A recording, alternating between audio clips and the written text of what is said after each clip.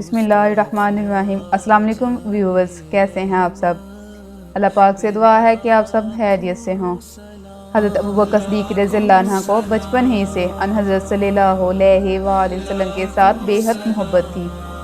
اکثر تجارت کے سفروں میں بھی آپ رضی اللہ عنہ حضرت محمد صلی اللہ علیہ وآلہ وسلم کے ساتھ ہوتے۔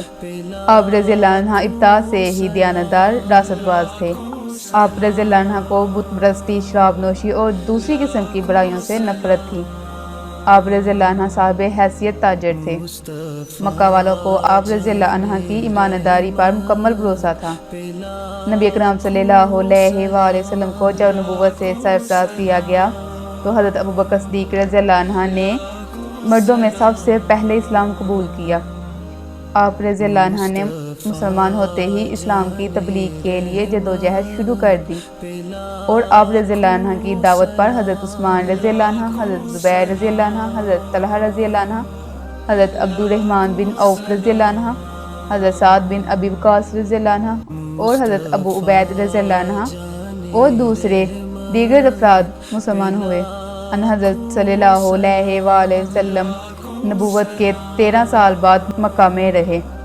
اس پورے عرصے میں حضرت ابوبکر صدیق رضی اللہ عنہ نے جان، مال اور رائے مشورہ غرض ہر طرح سے رسول اکرم صلی اللہ علیہ وآلہ وسلم کا ساتھ دیا۔ آپ رضی اللہ عنہ کے ساتھ مدینہ کی طرف ہجرت کی۔ آپ رضی اللہ عنہ نے حضور صلی اللہ علیہ وآلہ وسلم کے ساتھ مدینہ کی طرف ہجرت کی اور سارے راستے رسول اللہ صلی اللہ علیہ وآلہ وسلم کے آرام کا خیال رکھا۔ مکہ میں آپ رضی اللہ عنہ نے ہمیشہ حضور صلی اللہ علیہ وسلم کی خدمت کی۔ اگر آپ ہمارے چینل پر نئے ہیں تو چینل کو سبسکرائب کریں اور بیل آئیکن کو پریس کریں تاکہ ہماری آنے والی ہر ویڈیو آپ تک پہنچ سکے۔ مدینہ میں مسجد نبوی کی تعمیر کے لیے جو زمین منتخب کی گئی وہ 2 یتیم بچوں کی ملکیت تھی، لیکن رسول اکرم صلی اللہ علیہ وآلہ وسلم نے اس طرح یتیموں کا مال لینا پسند نہ فرمایا۔ حضرت ابوبکر صدیق رضی اللہ عنہ نے اس جگہ کی قیمت ادا کر دی۔ اس طرح مسجد نبوی کی تعمیر میں اپنا حق ادا کر دیا۔ حضور صلی اللہ علیہ وآلہ وسلم کی وصال پر نماز کی امامت کا فریضہ آپ رضی اللہ عنہ کو سونپا گیا۔